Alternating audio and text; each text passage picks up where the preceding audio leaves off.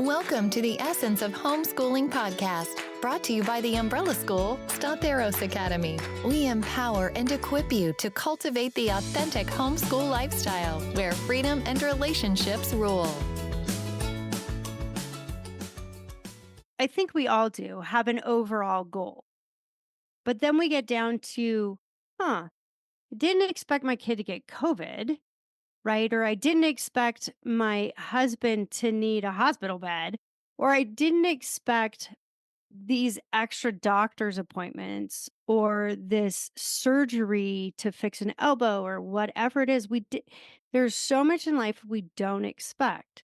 So when we plan for it, when we plan for our homeschool year, we have to look at the overall agenda, right? General subjects do we want, right? What are we going to do for math? What are we going to do for language arts, which will include reading, comprehension, speaking, writing? What are we going to do for civics? What are we going to do for history? Can I combine any of those subjects? Where are we taking classes outside homeschool? Where are we taking on other people to join us in our journey? And then I have a general overall idea, but even as I go through it, even as I teach high school classes as a pod, I still have to readjust. They're like, we can't get through that book in a week. Yep. Well, you get through huge books in a week for fun. Couldn't you get through this? No. Okay. So I have to break it up and I have to go, okay, how are we going to do this over a 2-week period? Or, wow, that was much harder. There's too much to discuss. So I have an overall plan, but I only write it in the calendar by week because then I know. And then I can plan for next week with that overall goal in mind. And sure, some of our curriculum, it's pretty easy, right? Math, you just do the next chapter, the next section. But if you're combining history with language arts with geography, which is what I generally do when I teach, sometimes you're like, wow, we want to explore that culture more. So we're going to delay longer on the next section. And then how do you plan for making up that difference? Like, how do you So, catch back up? Are you going by Carnegie units where you're spending this much time studying and therefore, even if we don't get to the stuff on the back half and complete all of it because they're still studying for that amount of time, it's going to count? Or are you worrying about making sure you're getting all of the content in and then now you're going to have to adjust and shave things off later because you've spent too much time on the front end? How do you all make those adjustments? Because if you're going by completing a curriculum or getting 75% of a curriculum done to count as the credit versus using Carnegie units to do 50 minutes a day if you're doing a 4-day week or 45 minutes a day if you're doing a 5-day week, by time, at what point do you know, okay, now we've completed enough of the coursework, whether or not you've gotten further enough in the curriculum? Am I asking that right? Is that making sense what I'm saying? you are. And there's different times where then you realize, oh, this book was easier. So they can finish that one in a week, even if this took 3. And oh, we don't need to discuss all of it. We'll pull back on this one aspect of it. I would say I go more Carnegie units with, is it going to take 45 minutes a day for 5 days a week? And some of my stuff for high school level, I'm like, guys, you can do an hour a day. But then if you don't finish the curriculum out, whether you designed it yourself or whether you're going off of a curriculum, do you think that there are deficits then because they're not getting all of the content? Well, it depends. If you're using someone else's curriculum and you're looking at what was the syllabus, what was the content, the table of contents, right? You can choose, and we all do at different points, even with our math. Like, just skip that lesson. You have that down. Don't worry about it.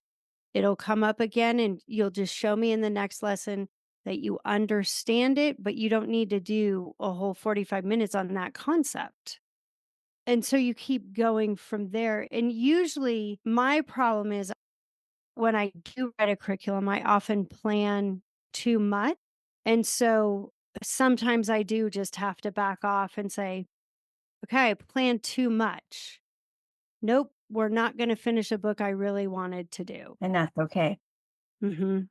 Absolutely. It's okay. Yeah. I would love to hear how each of you sit down at the beginning of the year and like, what is your planning look like? Do you have the book, the curriculum for each subject matter? Do you have a calendar? Do you plot it out?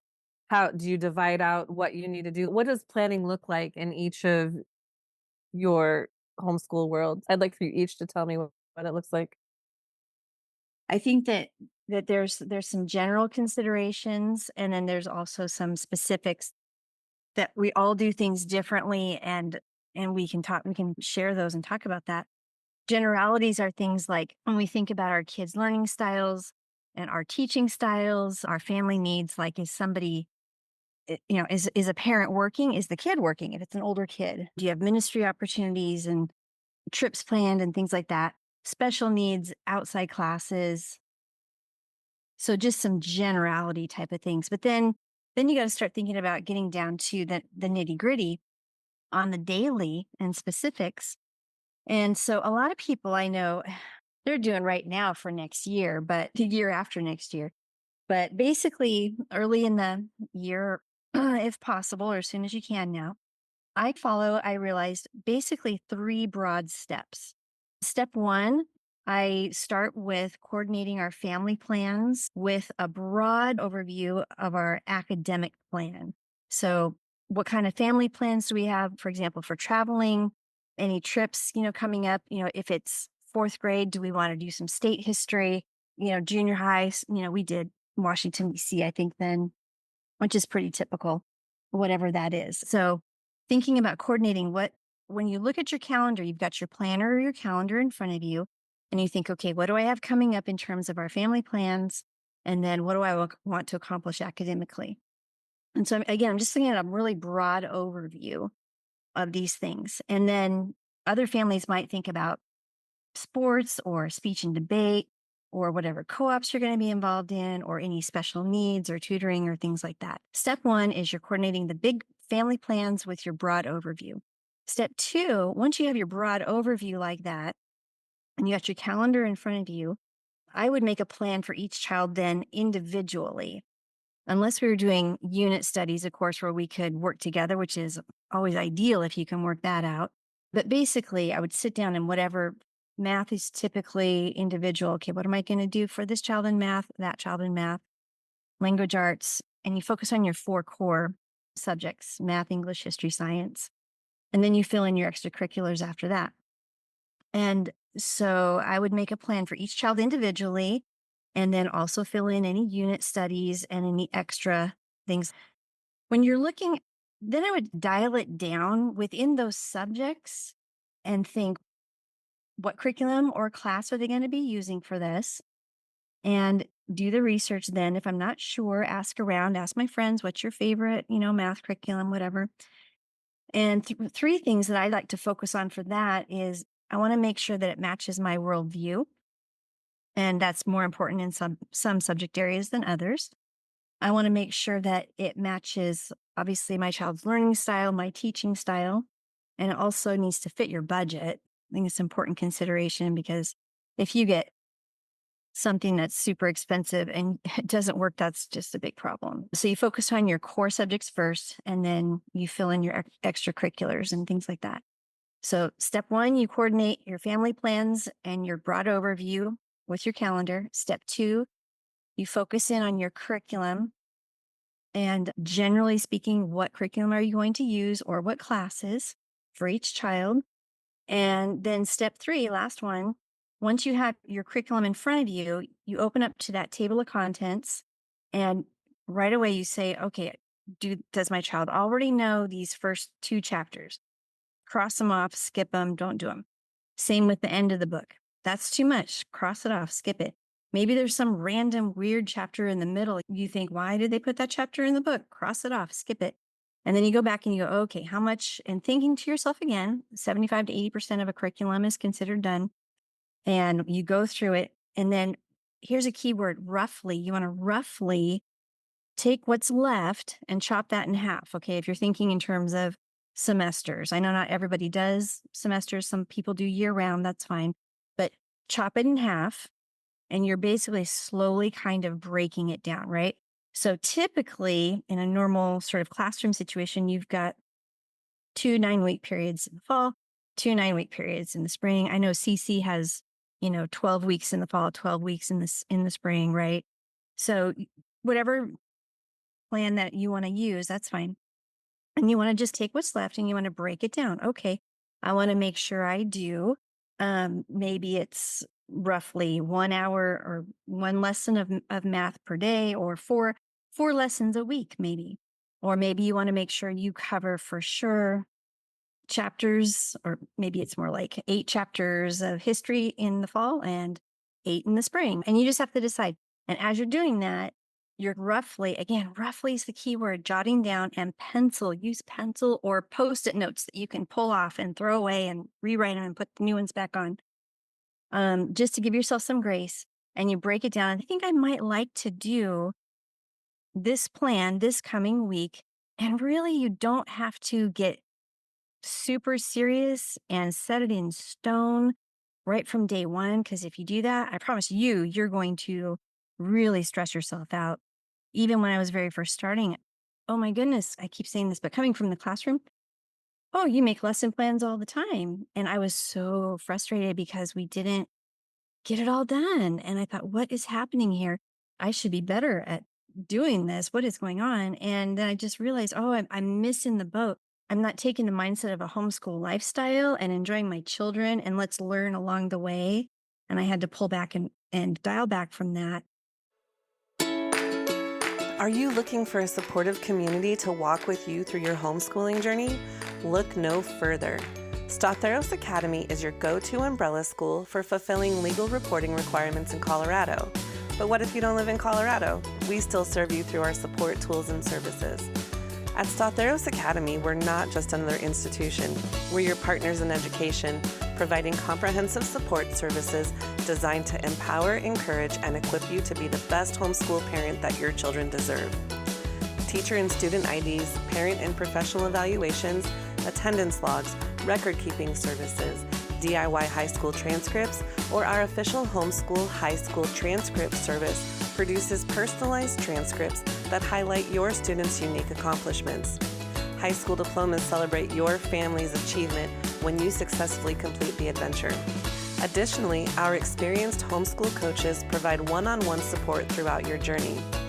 Custom tailor your homeschool support system by selecting one of our 3 enrollment packages based on your family's needs. This way, you can get exactly what you need to make the most of your homeschooling experience. We come alongside you in the way you want to be supported, whether that's the bare minimum or holding your hand each step of the way. The Umbrella School Statheros Academy provides what you want the way you want it. So why wait? Enroll with Statheros Academy today and unlock a world of possibilities for your homeschooling journey. Go to theumbrellaschool.com to learn more and sign up. We can't wait to serve your family. It's very, very common. And that is one thing that's really important for me that everybody knows, is this isn't just a homeschool mom thing or parent thing. This happens in the classroom as well. Sometimes life just happens in the classroom too. You realize, wow, I've got some kids here who are learning at a different rate, or we've got stuff going on. Maybe they have things going on at home. Somebody got sick, or whatever it may be. So I think the biggest thing is enjoy your kids, enjoy your process, and enjoy your homeschool lifestyle. I have a question on that. Yes. Is there a point where that doesn't apply anymore once they're in high school? In what sense? So, like when you were talking about enjoying the homeschool lifestyle and looking at the positive things that we did accomplish, is that something that somebody homeschooling high schoolers can also apply? And if so, how? Because on my mind, I'm thinking about my high schoolers, and like there's serious pressure. We got to get through this, and this, and this. You got to earn all your credits. We have to get everything done. And if we don't, then you're not getting your credits. There's a serious pressure there once they're in high school.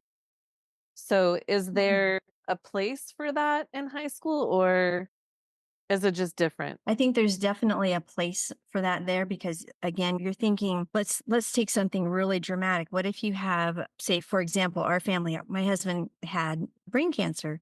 Well, everything is upside down after that, or maybe you have a child that's sick or simply has learning struggles, right?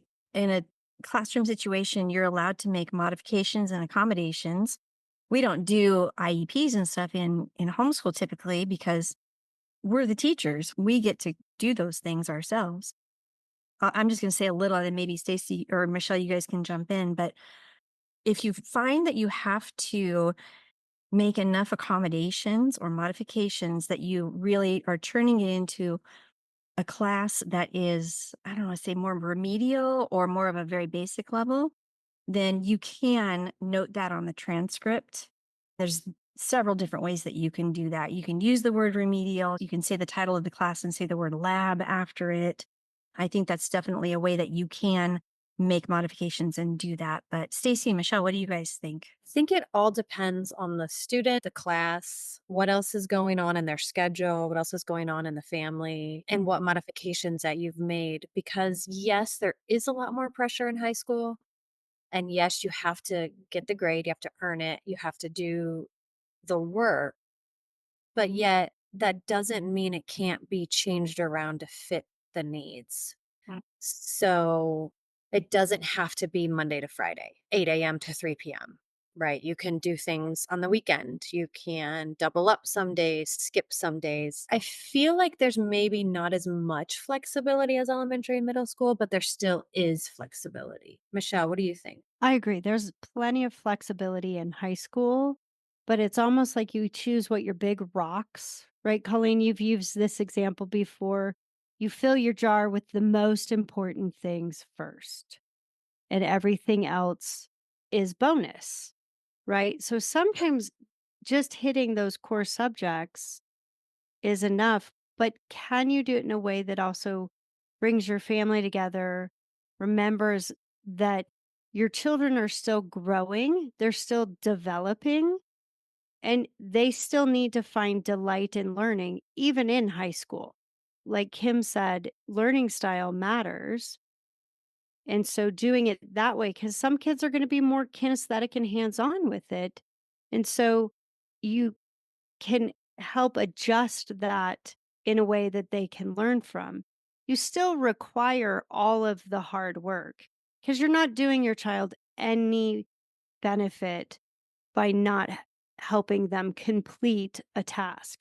They're going to need to learn how to complete tasks in a timely manner.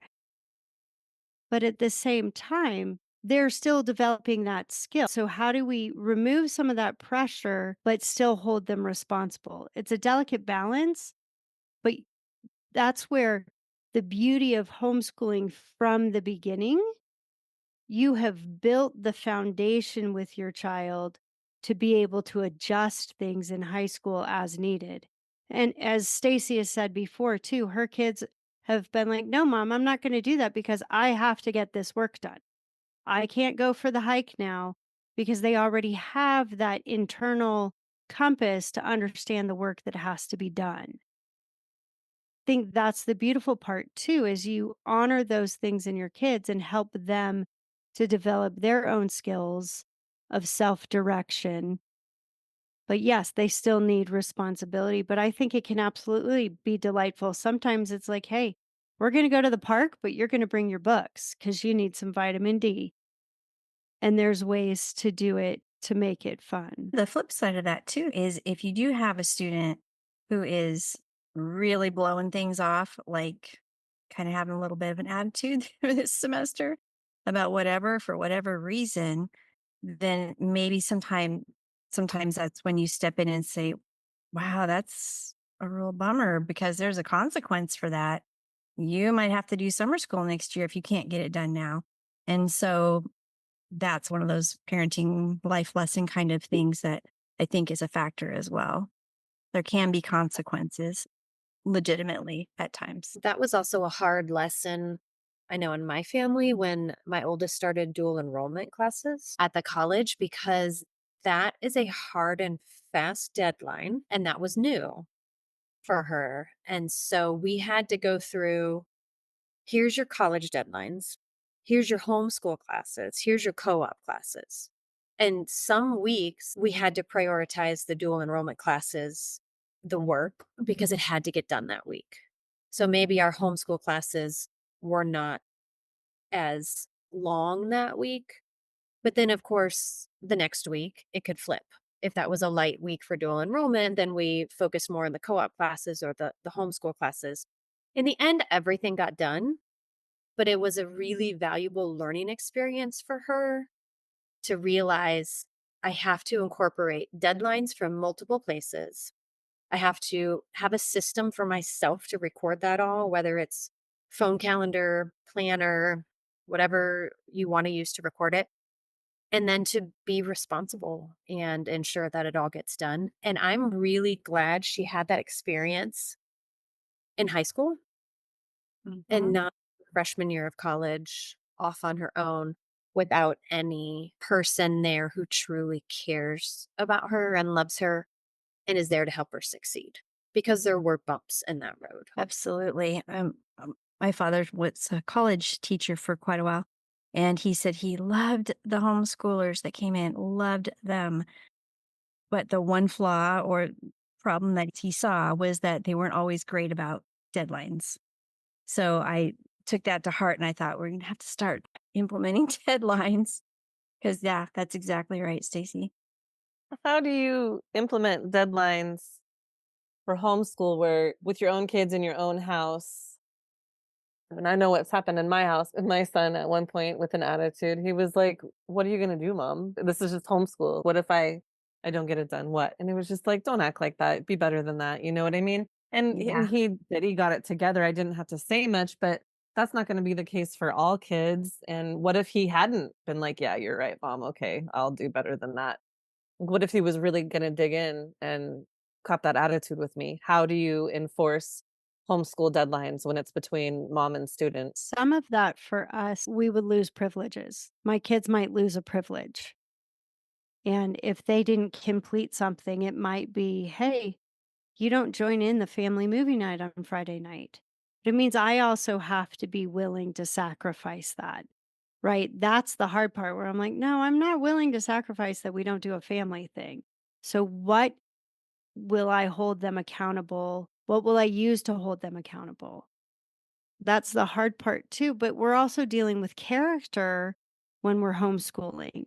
It's not, yes, knowledge and intelligence and schoolwork matter, but the character behind it also matters.